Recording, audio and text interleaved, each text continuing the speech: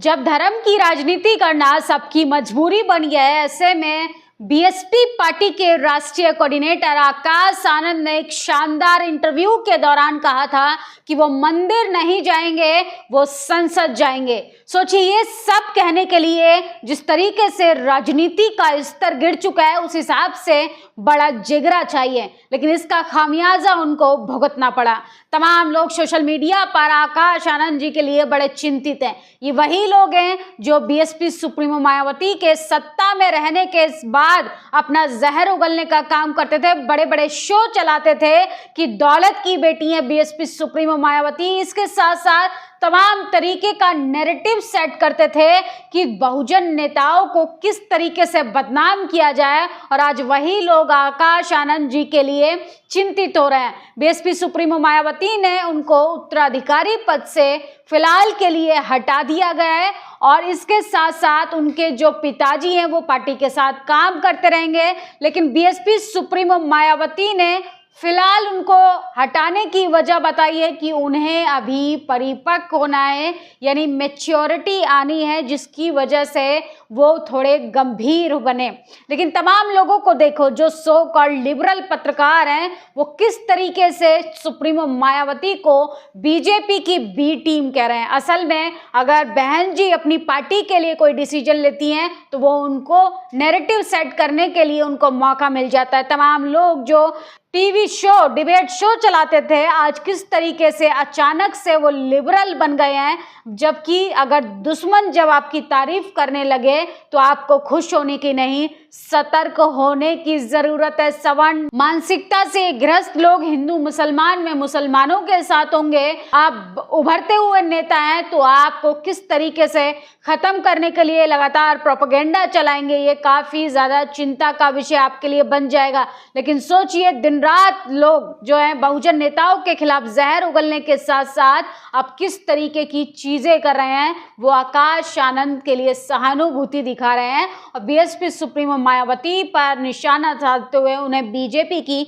B team बता रहे हैं। असल में ये वही लोग हैं जो प्रो कांग्रेसी हैं, जिनकी दाल नहीं गल पाई टीवी चैनल्स में, वो यूट्यूब चैनल्स पर आए और उसके बाद इन्होंने बहुजन नेताओं के खिलाफ ही नैरेटिव सेट करने का काम किया। विनोद कापरी लिखते हैं, आकाश आनंद ने संविधान पर खतरे की बात कही। आकाश ने आरक्षण पर खतरे से आगाह किया। आकाश ने सीधे सीधे बीजेपी पर हमला बोला।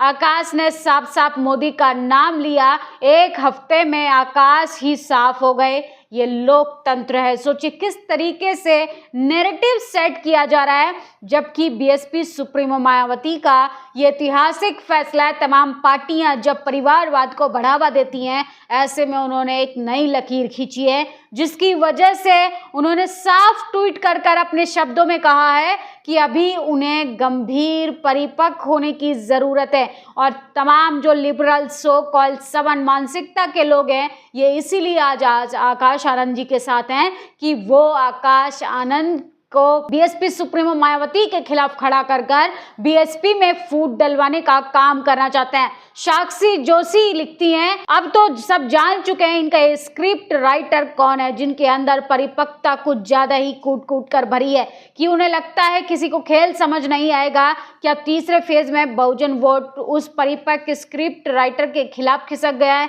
सोचिए, इनको कौन बताए, बिना सबूत के, बिना सर पैर के लोग बात करते हैं।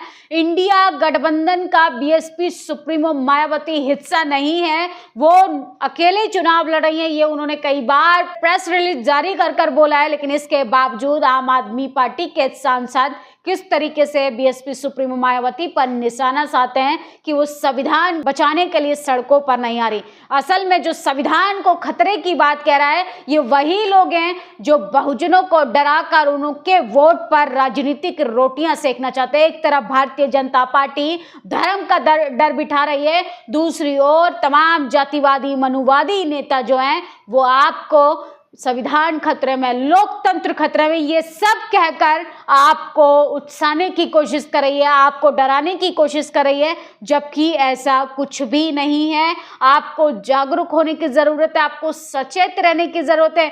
हाँ, कोई भी पार्टी सत्ता में रहे, संवैधानिक अधिकारों के साथ आप कभी भी समझौता मत कीजिए। और इसके साथ साथ आकाश आनंद जी को लेकर तमाम लोग अपना अनुमान लगा रहे हैं। बीजेपी के डर की वजह से बीएसपी सुप्रीमो मायावती ने आकाश आनंद जी को हटा दिया। सोचिए, ये वही लोग हैं जो एक तरफ मोदी जी को बुरा बताते हैं, दूसरी ओर वही काम शांतिपूर्ण तरीके से कांग्रेस पार्टी करती आई है। पिछले 60 सालों में बहुजनों की क्या दशा है, ये कांग्रेस शासित राज्य में ही पता चलता है। असल में कांग्रेस बीजेपी, बीजेपी कांग्रेस ही है। और सबसे बड़ी खबर आ रही है कि बोलता हिंदुस्तान चैनल को रिस्टोर कर दिया गया है। इसके साथ साथ यूट्यूब ने बकायदा उनसे माफी मांगी है।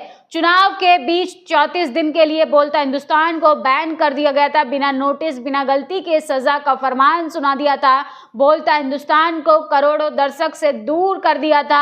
आज यूट्यूब ने गलती मानते हुए चैनल को वापस कर दिया, लेकिन सवाल सरकार की मंशा पर उठ रहा है। 34 दिन के बाद बोलता हिंदुस्तान के चैनल को रिस्टोर कर दिया गया है, लेकिन सोचिए, बोलने की आज़ादी पर प्रतिबंध लगाया जा रहा है। आर्टिकल 19 को नोटिस भेजा जाता है, नेशनल दस्तक को नोटिस भेजा जाता है। इसके साथ साथ बोलता हिंदुस्तान पर लगे बैन को हटाया गया। यूट्यूब ने कहा हमें कुछ भी गलत नहीं मिला है। तो इस तरीके से नैरेटिव सेट किया जाता है कि आप सरकार से सवाल करेंगे, सरकार की पोल खोलेंगे तो सरकार आपके चैनलों को बंद कर देगी। इसके साथ साथ तमाम लोग जो है बीएसपी सुप्रीमो मायावती की तारीफें भी कर रहे हैं और उन्होंने कहा है कि अनुशासन सबसे पहले होना चाहिए, समाज सबसे पहले होना चाहिए।